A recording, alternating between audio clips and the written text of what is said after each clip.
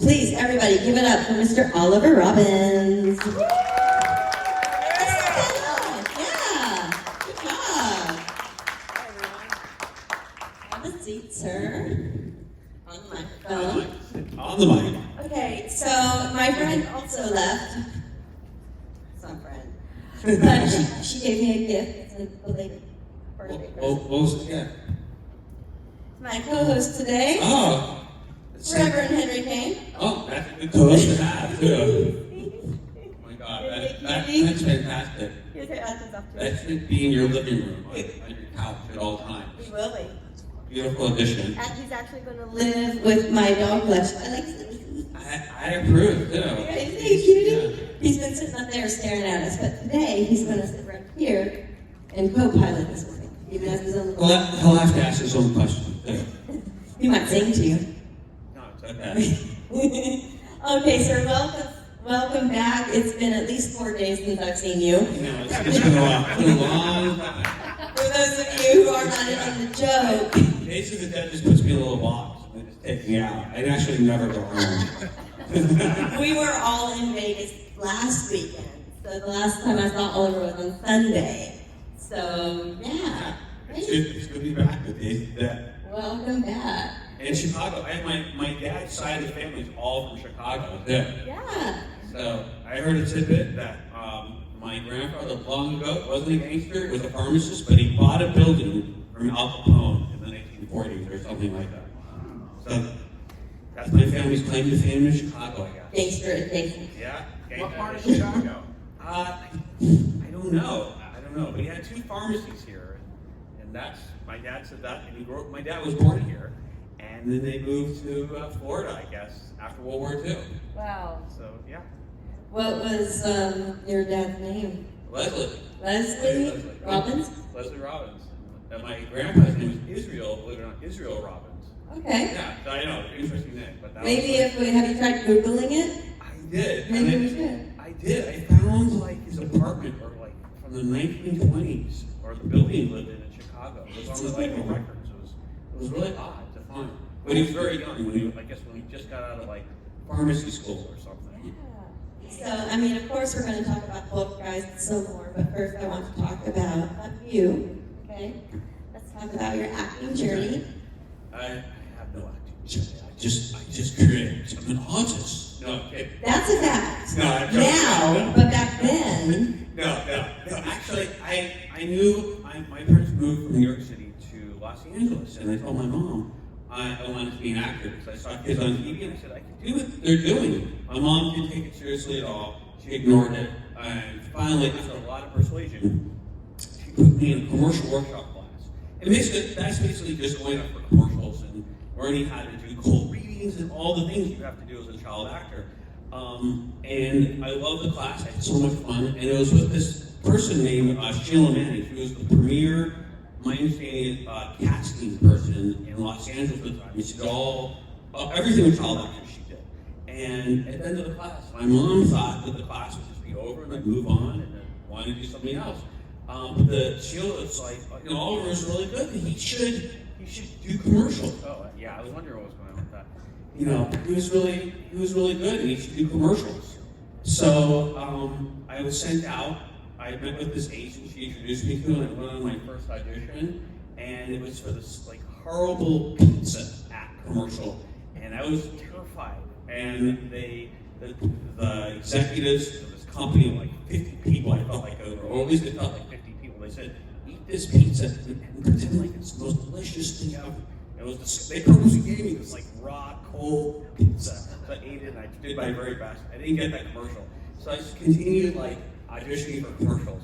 And my first commercial, believe it or not, was a fertilizer commercial. And I was literally selling shit. And, yeah, it was funny. But my dad, who was in it, actually wrote, the guy who played my father in the commercial, wrote the movie Starman and Stand By Me. But that was many years later. And I didn't know that too. Because a lot of people in Hollywood do commercials who are in the arts are so difficult just to pay bills. So then I did that commercial, and I got into the Screen Actors Guild. And that's tough to do because the studio or the company has to pay a penalty. But I guess they really wanted me for this commercial. So then there was this movie called Poltergeist they're auditioning for, and I didn't even know what the name was because everything was kept top secret. All the Spielberg movies of the 80s were secret. We didn't even know what the story was. And I guess at this point they were completely desperate to find the little kid for the movie. They looked in all the major cities in the United States, and they were getting ready to shoot. And then they held this open call, and open calls where anyone can audition. So I stood online for like 2 hours, and I basically won, I believe, sort of like the child acting lottery, so to speak. So then, during the interview, they asked me, what are you afraid of, Oliver? And I said, I'm afraid of clown dolls, I'm afraid of trees. Basically, all the things that Robbie is afraid of in the movie. Because kids we're not trained professional actors, we're not master thespians. And Toby and Stephen wanted a child who was just natural, who could just be a kid on screen. And I was totally neurotic and completely afraid of like everything in my household, and I think that's what Robbie's character really was too.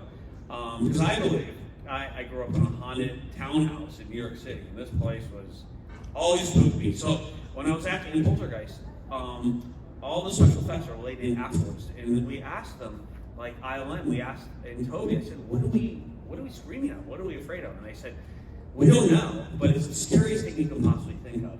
So I tapped into what I was scared of, my old townhouse in New York City, which I thought people were like walking up the stairs at night. And my mom's just, I confessed that to my mom. I said, Mom, this is when I'm like 5, 6 years old. I said, people are in our house and they're walking up the stairs. She says, no. It's just the house is just settling. I believe otherwise even to this day. So that's what I was thinking about things like that. When they said, think about the scariest thing you can think of when we're screaming. And like Toby would just have like a stick and say, okay, this is your eye line. They're coming at you. All right. And then we all had to be in that moment of terror. And then you moved on and went behind the camera in writing and directing. Why did you decide to do that? I love storytelling so much with filmmaking, and on the set of Poltergeist, I started making little Super 8 movies. And I showed Stephen one of my movies, and he said, okay. And he looked at it, and I think he liked my films. So one day he came to the set, holding a steel case, and inside of it was a Beaulieu Super 8 camera. It was like the fancy Super 8 camera of the day. You could do double exposures, and it was double system, and all the things that were amazing and wild that sound great, that are easy to do today, but you couldn't really do them with a film camera then. And I started making films, and I showed them to him, and he said, if you want to be a professional filmmaker, you got to go to film school. Even though he'd never been to film school, but he said, you really should go. And I said, where do I go? And he said, go to USC Film School. So then I said, okay. So I started studying hard at school, got the grades, applied, and I got rejected. And I was like, so the little punk kid I was at 17, I call up the film school and I tell them, what are you doing? Steven Spielberg wants me to go to film school. And they actually said, this is what they said at USC. They said, we won't be told what to do by anyone, including Steven Spielberg. So I still didn't take no for an answer. I said, I really want to go, I want to come here. So I somehow got a hold of the dean at USC. And I showed them my student film I made. It was like a 16mm movie that won some awards. And he said, okay, I'm going to override the admission committee. And as you can imagine, the people on the admission committee were mad. And then what happened was, he said, this is the deal. And USC is all about deals, I realized, and that's very political there. But it's a great film school. So they said, we're going to put you on special status. And I said, it's like Animal House, special status? I know. I said, what do you mean? And they said, well, you're going to have to maintain a 3.0 average. If you drop any point below 3.0, you're out. And that's just the end of the discussion. You have to agree to that. If you agree to that, you can go to film school here. So I went to film school at SC, and it was great. And we had the best teachers, and it was just a fantastic experience. And they teach you everything you need to know to make a movie. Only thing they don't teach you is how to get movies to make. That's the most difficult thing, because the film industry is very difficult, and I learned that as a grown-up. So I started making films, independent films, and I've made like Hallmark Channel movies and rewritten scripts for people, and I've done pretty much like all different genres. And they teach you, if you have a job, you can't just say I love horror. I love horror so much, but you have to be able to write a family movie, or so they really teach you all that genre there. and that's really important. And then you start working with your friends, and they hire you, and you work with them, and it's just such a great art form, and I love everything about it. Amazing. You did a fun little horror movie that you bullied me into watching a while back, and I did, and I loved it, which is Celebrity Crush. Yeah, so I hadn't acted in like 40 years. But you wrote that and directed it and acted in it, right? I did it all. I don't recommend that all the time. It was a tricky. My friend, I wrote the script originally, and I wasn't going to act in it. I said, it'd just be fun. My friends from film school were like, hey, you should act in this. And I said, I haven't acted in like 40 years. And they said, don't worry, it'll come back to you. And then I decided to do it because we didn't have any money to really pay any other actors. So that's the real reason why I did it. So we decided to go ahead and shoot this movie, and we shot it over 10 days at tops in the height of the summer in Florida. It worked so great for the film because the storyline was about this kid who was in this movie called Shamefaced Clown from the 1980s, and we cut. Big stretch, right? I know, exactly. So that's why my friends wanted me to do it. So it cuts to present day, and this kid who was in the movie grew up to become a man, and now he's signing autographs at conventions. Big stretch, right? Yeah. Such as this. And there's a fan, a super fan, who knows everything about Shamefaced Clown, everything. And she wants to seduce him. She's a lunatic. And she does. And she totally seduces him. And now, when he doesn't want to spend the rest of his life with her, he was bad, he did get seduced, she goes to plan B. And she basically traps him, lives out her fantasy. Like, they even talk about doing a remake for the movie Shamefaced Clown, and all the crazy things start to happen. And it's kind of a black comedy horror movie. And we had a lot of fun doing it. And it was on Tubi. I think it'll be back on Tubi. And it's on like iTunes and all those places right now. So yeah, check out Celebrity Crush. So It's kind of like Misery, except for you're a much better, like your character is a much better actor, or she's just dumb at placating her in making her think that you're on her team and you're like really into this, and you're like happy to be chained up in her basement or wherever she had you chained up. Whereas in Misery, he's fighting, and that was very smart. yeah, I mean she's a believer. I think she just wants to believe in the fantasy so much that she's willing to accept the fact that I'm playing along. Like she can't see beyond the fact that I'm faking her out or I'm attempting to. Yeah. And at least that's my intent as the filmmaker. You can tell me after see the movie.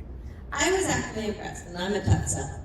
Oh, Like, I really enjoyed it. I thought it was fun, entertaining, especially since we're all in this convention world, right? There's something we can all relate to in that. And sometimes we see some of those super fans, and we're like, ooh, maybe let's not get too close to them. But it's kind of a hyper reality of that whole situation. I mean, I've had one person come make me close. I did this show, and this person brought me some honey.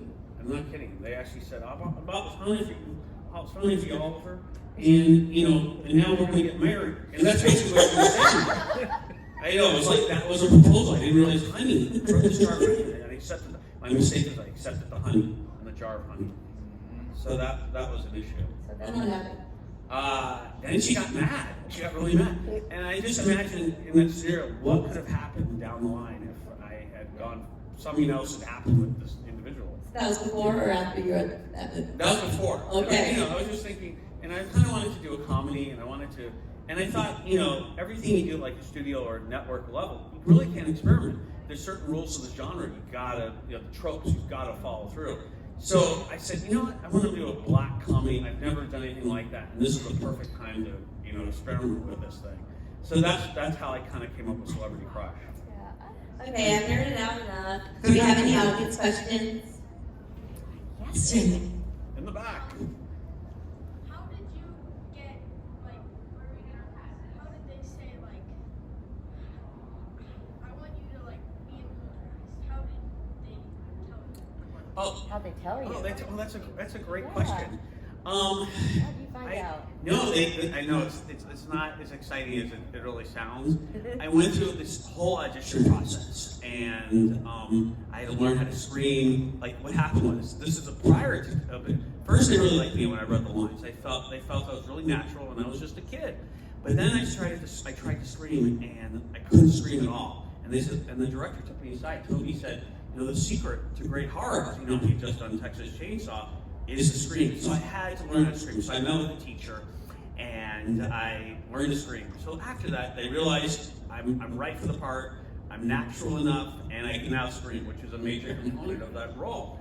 So I'm at home one night, and we get a phone call, and it's my agent that says, "You got the role of Poltergeist." And I was like, "Oh my God!" I was utterly just amazed. I didn't think I'd get that role, and they decided to give it to me. So I just heard it from my agent of the day, and then I called up all my friends, and I was totally obnoxious. I said, "I'm going to be in this big movie." No one believed me. They thought I was like, "Well." Well, and did they ever think that, 40 years later, you'd be sitting here at conventions talking about it? Crazy, right? No, I never, and that's the thing of the day, everyone is our age, like my age, I guess, and we're all of that age.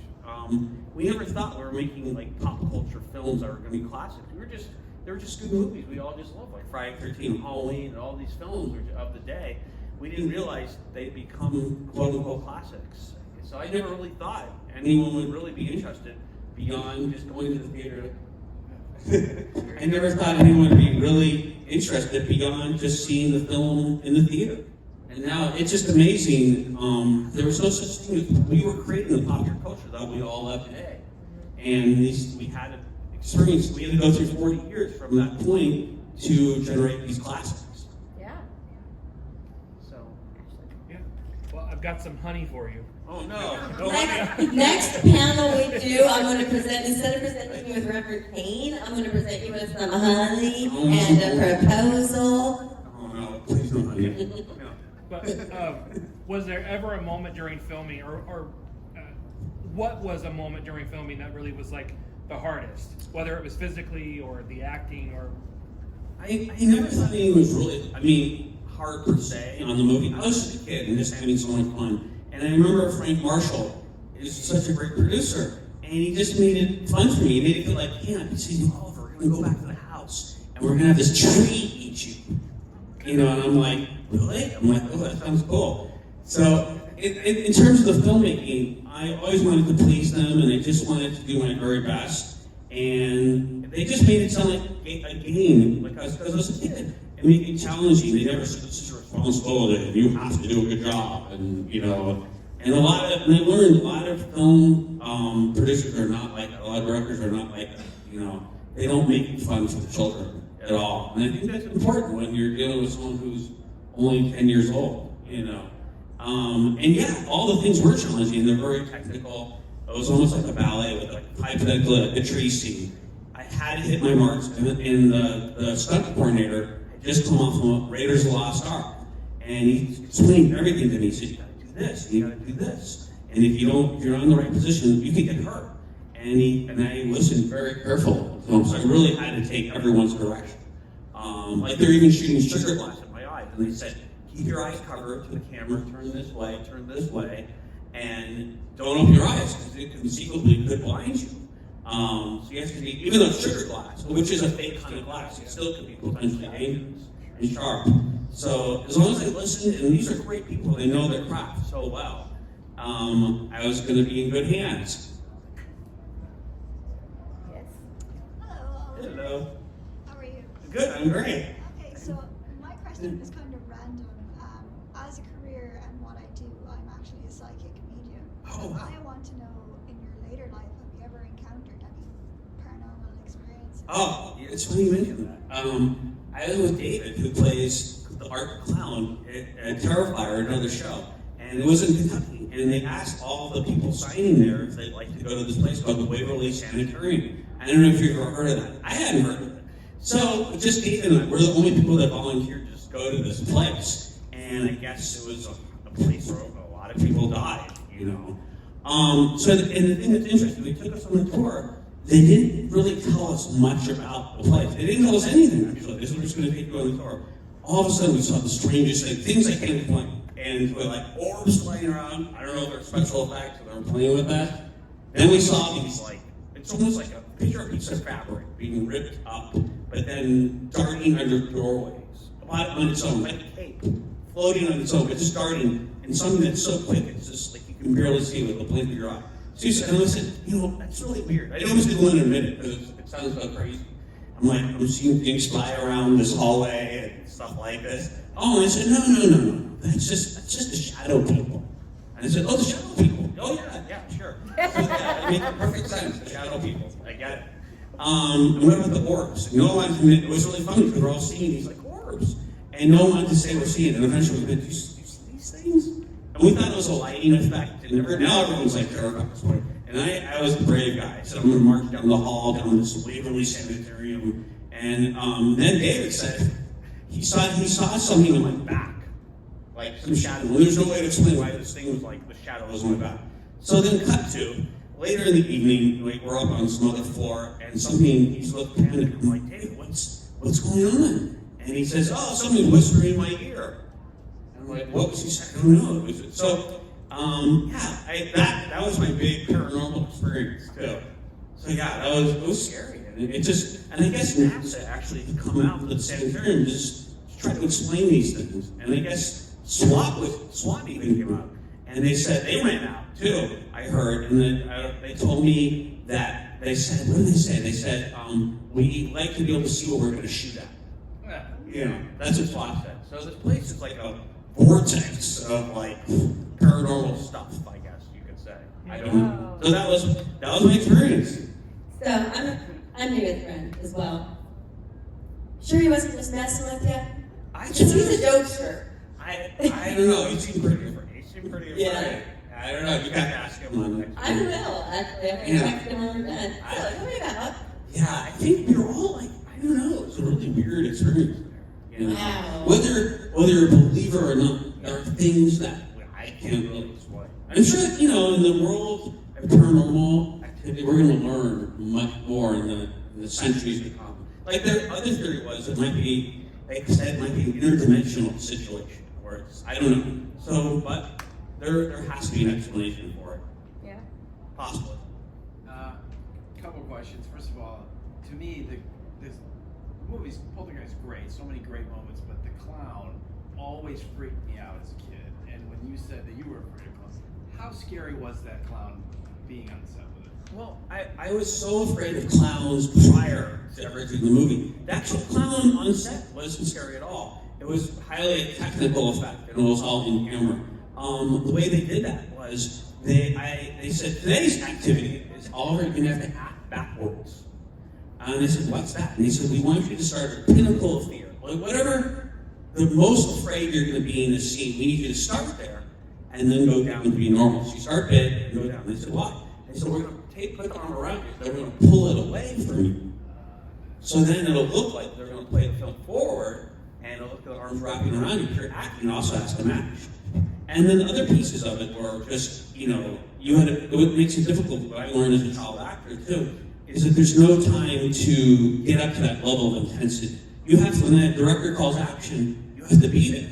So I always, Joe Beth Williams really helped me with that too, because I talked about the scenes. Even in the Condell scene, each of those pieces of the scene are all like a piece of a puzzle, they're all putting together. So when the clown was behind me, I had to be panicked immediately. There was no time to build up to that. So I really learned screen acting was a highly technical thing where you had to channel all your energy and get to that place pretty rapidly, which makes, it's very different than theater or anything like that, I understand. What was your relationship like with the rest of the family? Oh, we were all so close on that set. I mean, I don't know what I would have done. I had so little acting experience. I didn't know what was going on. And the director really expected you to come to set prepared, too. So I would say, Joe Beth Williams, she was such a dear to me, such a mom to me. And we talked about things and said, okay, we're going to run in place, we're going to do this, and we're going to, and she would take me to the place I needed to be in terms of performance, too. Because the director's job is not to do that. You have to do that as an actor. So if I didn't have someone like that, and I was really spoiled on that, because in movies to come that I did, the actors weren't like that. They came to set, they knew the lines, they expected me to be a little professional. No one was going to hold my hand. But I had that on Poltergeist. And Toby was so kind and calm and so quiet. You wouldn't think that based on the movies he made, like Texas Chainsaw. But it was very calm. He didn't say a lot, but what he did say was so important, and he just guided me, and he let me just be a kid. And they let me ad-lib so many lines in that movie. You know, and I needed to get all the key dialogue, but they said, you know, be who you be in this scene. Just, you know, you're at the breakfast table. And, you know, I called my sister a barf bag. And I also learned later in life that when I did other films, most filmmakers aren't totally comfortable with making up dialogue, too. But I also think that's the secret to Steven Spielberg movies, is that he let kids be kids. And that's why I was so natural, you know, in that movie. For sure. Wow. So Tell us about working with Julian. Julian was so, you know, it's funny, he's terrifying, his performance, but Yeah, because he was walking death at the time, No. literally, which is so important. I know, he was dying of cancer at the time. You know, and it was He really knew this was going to be a swan song. What? He knew Yeah. that was going to be a swan song. Yeah, you know, and it really kind of was a life lesson to me at that stage. He knew he was going to die. We all knew he was going to die. But he seemed so happy every day on set. And I said, how could he? And I was 14. I was like, why? I didn't say this to him, but I was thinking this. It's like, how could you be so happy if you know you're going to die? But he's getting to somebody he loved so much. And he knew that. And I think that's a wonderful thing. You get to do what you love. You know, that is a way to live life and just enjoy yourself, even if you know that you are going to, because all of our lives are finite. So just do what you truly love and be passionate about it. And he was a really kind, good guy. And he put that on. That wasn't his persona at all, to be this evil, like, you know, preacher guy. So you weren't afraid? No, but I was. He wasn't like the scary old guy? He was scary the moment the director called action. Then when he's singing, he's all the Madonna there. You know, that was terrible. I know. We weren't really acting at that point, too. We were just like, when I look in my eyes, I'm like, wow, I think we're all scared of him. Yeah. But then we called cut. He was back to being normal Julian. that was a Master class for you. Yeah, I was like, wow, I wish I could do that. Yeah. You know, he was amazing. Yeah. Such a wonderful performance and performer. And yeah, it's so unfortunate that he was so scary because he was so almost dead. I know. Yeah. And he looked that way too. I think the studio had to self-insure too. I'm sure. Because they didn't know how long, but they wanted him, and he was so great for that role. I can see why they chose him for that part. I'm glad they got him so he could, go out doing what he loved. Yeah, and that was his legacy, and he Yes. did. And it was his passion, and like I said, it was like that's such a life lesson. You do what you love, and he was so happy. You know, they had this last opportunity. Yeah. So how were you approached when it came time to get the job for Poltergeist 2? You're like, you did this one, it's a great big old hit, which of course no one expects. And then it's like, hey, part 2, and you're going to be.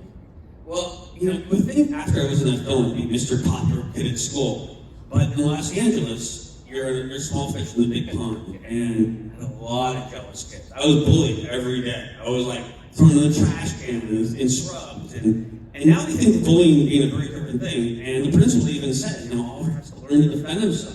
So it was so I was getting beat up every day, like in 8th grade now. And lo and behold, I get a call from my agent. He says, Oliver, they're doing Poltergeist 2. You're going to get out of school now. It was a godsend. So I told the bullies, you won't be able to beat me up anymore. I'm sorry, I'm going to do another movie. So I left for the rest of the school year. And then those last 4 months were like paradise. So no matter how hard the shoot was, I love being back on set with the family, and that's how I found out I was going to do the movie. What was some of the most challenging parts about filming part 2? Well, this is the situation, and then I learned this later on. And the director, I didn't get along with the director, Brian Gibson, on that set. And we actually butted heads. And I was a little precocious, obnoxious American kid. He was a British. He was a doctor, and then he decided to become a film director. And he actually was a really good director. But I was used to working as a team, and he was more like the dictator on the set. And most directors are actually like that, I learned later on. It wasn't a team effort. And I disagreed with a lot of things he wanted me to do, and I fought him on it. And he even said to me once, and I was so upset about this, he said to me in front of everyone, he said, if you could do it for Steven Spielberg, why can't you do it for me? And I was so mad, and I was so dramatic, and this is in front of like 150-person crew at the studio. I turned to him, I said, Brian, because you're not Steven Spielberg. And I was so obnoxious. And as a filmmaker now, I realized that was really the wrong thing to do. And he was under a huge amount of duress during Poltergeist. I think the studio was attempting to cancel the production and basically just collect an insurance. So any screw up, anything that went wrong in that movie, with Poltergeist 2 would cease to exist. So everyone was under the gun, and I certainly didn't make it easier for him. So I felt really bad later in life, like that, treating him that way. But at the same time, I feel like, and I learned this as a filmmaker myself. I think it should always be a team effort, and actors come up with great ideas, and it shouldn't be just my way or the highway. So I kind of, as I say, I've tried to practice what I preach when I actually started making movies as a filmmaker myself. Did you guys ever reconnect? No, I never did. No, I never did. I wish I could tell them now how I feel, because I know how difficult it is to make films. Even to make a bad film is extremely difficult and is an amazing accomplishment. And to make a good movie, it's sort of a miracle, I think, sometimes. Yeah, for sure. Now, you were not part of part 3. Was that by your choice? Like, you're busy, or did they just thought? They never. Or like, we're going a different way? No, I think they never asked me, so I think they didn't have the vision. And I understand they just didn't have the vision for me. Right. Yeah. They wanted to take her away from The family completely. Yeah, and they didn't need me for it. So, and that's the story I think they wanted to tell. Yeah. That's Part 3 was actually filmed here, too, so fun fact, you didn't know. Yeah, the skyscraper. Yeah, go It to was John Hancock, that's where it was. yes. All right, any audience questions? Do you think of anything else? I could do this all night long. Do you have any interesting stories or moments with Zelda or? No, nothing really in particular. I just loved her because she was really honest about everything on set, and she would tell everyone how they were feeling, and just like I remember in Poltergeist 2, like we were doing publicity for it, and they put Joe Beth and Craig up at the Plaza Hotel, and they put us up at not the Hollywood Express. No, I'm kidding. No, they put us up at another hotel, which I guess wasn't as great. And I was a kid, but I actually loved it anywhere. I just loved doing everything for the movie.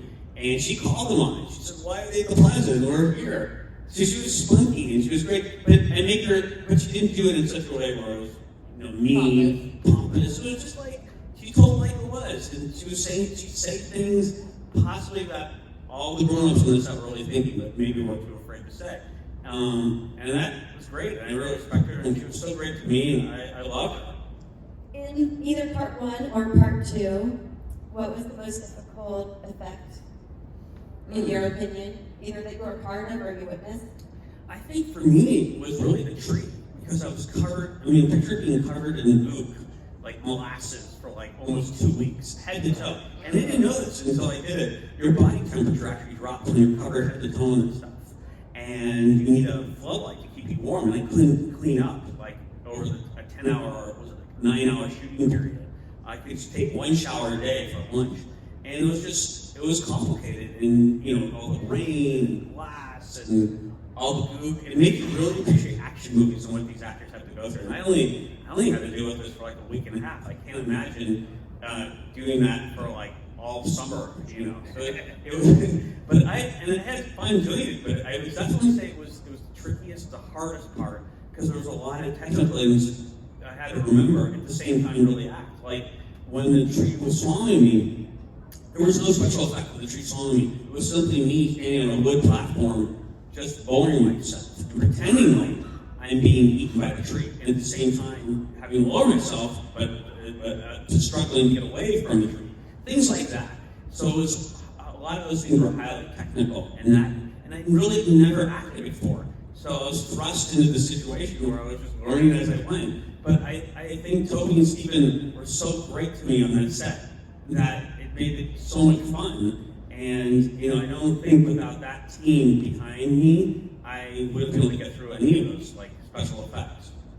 So I asked this of the Nightmare cast that just finished up, if you could give your character Robbie a piece of advice.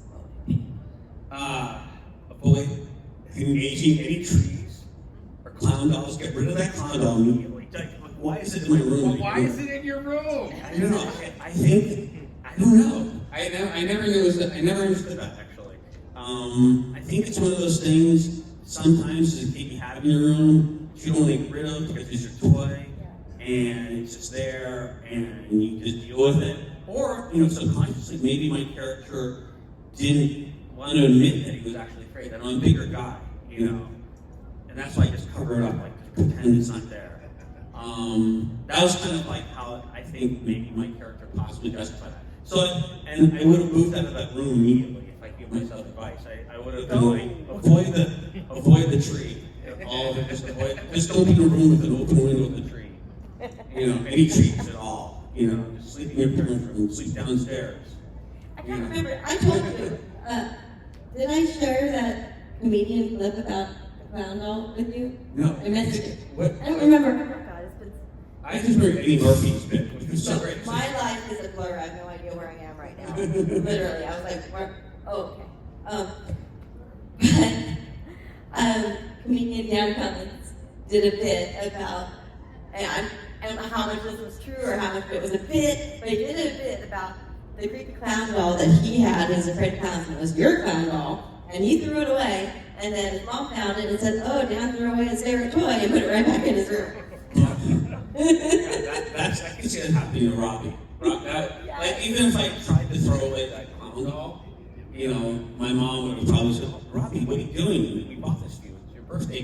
Right. Put it right back in there. Yes. And then Caroline would have been like, "You're a fraidy cat," or Yes. like, "What are you so afraid of?" Right. I'm like, "I just know it's going to come and attack me one day." Clowns are such a common fear. I'm not, but I understand. I think it's like that line in Jaws. They said those dead eyes. Remember how he described the shark's eyes, and it's really true.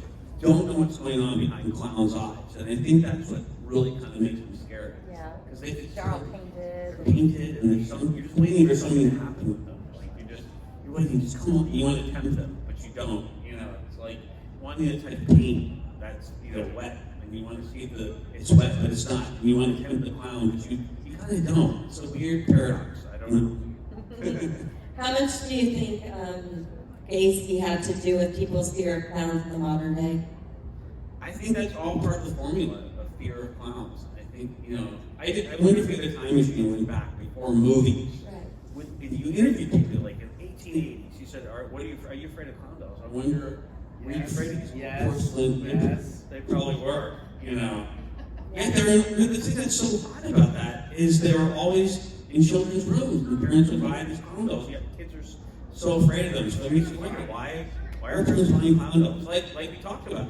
Why are they To having keep them in line, of course. Well, it's actually true about Conchita dolls. I don't know if anyone knows about Southwest, but Native American culture. They had these dolls they gave to children, and it would teach them life lessons. And each Conchita doll would have its own life lesson and kind of attached to it. Wow. So that's a little tidbit about it. This has been Doll Talk with Summer and Oliver. What was the filming the pool scene with the coffins and the skeletons and all that? It's funny. I think I had a love-hate relationship with the prop people on Poltergeist. They liked me. However, I played with all the toys. It was almost a struggle. I said, "You can't play with this all." Like, I want to play with remote control cars. So they kind of wanted to toy with me. And I went up to them, and I was that kind of kid. So I said, "Hey, are the bodies real?"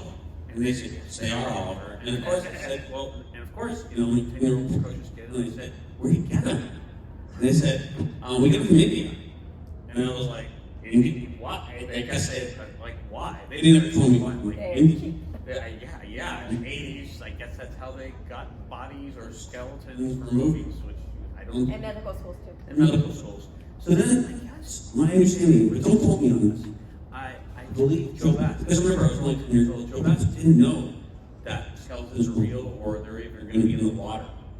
When she did it. And I was not in an actual backyard. That pool was built on a soundstage too. And the entire set was crazy. It was amazing what they did. Because of all the coffins having to go up, they suspended. It was like 20 feet up in the air, so we had to climb ladders to get up to the set. So that pool was actually suspended. Wow. So it's pretty amazing what movie makers can do. It's such a beautiful scene. Like, the whole finale, the whole last 20 minutes, the last half. Oh my God. It's visually stunning. From the time she gets out of the bath till the end. And it's brilliant filmmaking because you let the audience pause. You don't know what's going to happen. It's almost like right in pause. You're you're playing, you let You them. think it's over, but there's still like 30 minutes left, so it can't be over. No, and you think that, and it's enough for this kind of a resolution at this point, you know.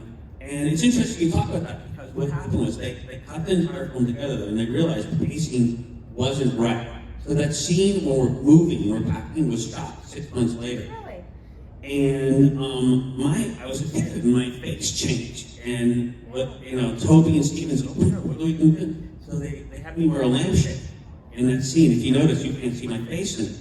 So that was shot months later because they needed that break for the audience. You know, after all the craziness that happened, they could have that pause. So sometimes you make a film, you'll go back and you shoot things much later on because you watch it. And even the most master filmmakers realize you need certain things that you didn't get during the original production. And I don't know, a little piece of trivia, that scene I'm wearing, I don't know if anyone's from Los Angeles, but I'm wearing a purple sweatshirt. And initially, for some reason, we didn't have a wardrobe. It was such a quick shoot. To just come with whatever you're wearing. And it happened to be wearing the Flippers t-shirt, which was a roller skate ring in Los Angeles. So, and it ended up in the movie. So were you filming inside that actual house at all, or is that only exterior? I believe in some of the kitchen shots, they used a little bit interior/exterior, like when you're reaching in. However, they rebuilt the entire house on the soundstage. And not only did they rebuild the entire house, they also built specific rooms for specific shots and purposes, like the hallway. Like I believe that shot was like I think it was a dolly on or zoom shot where they dolly in or they dolly out and zoom in, for that shot. So they had this extended hallway that was the size, like double the size of this.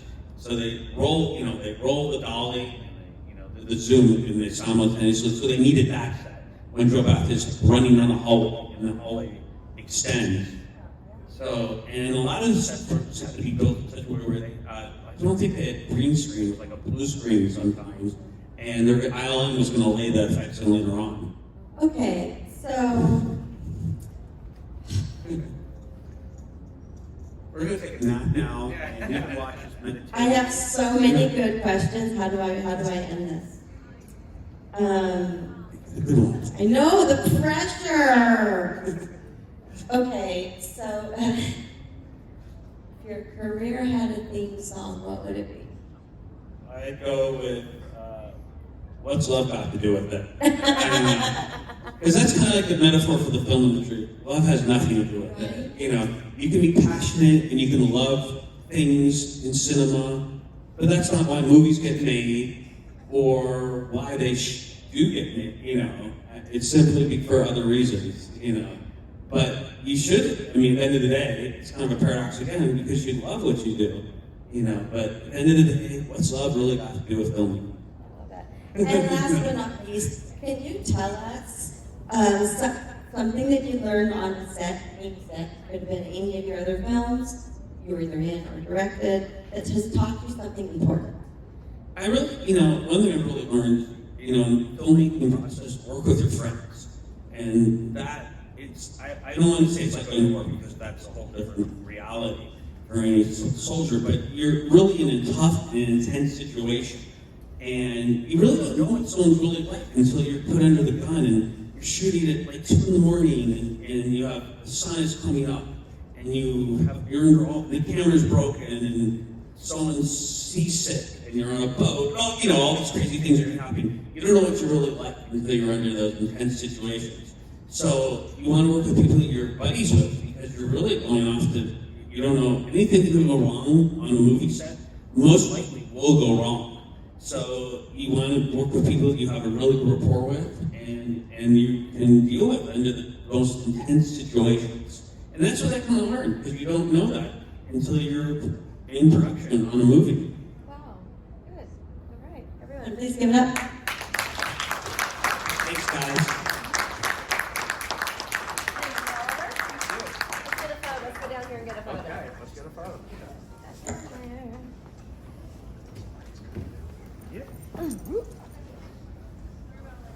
Yeah, good questions. That was really good. Yeah.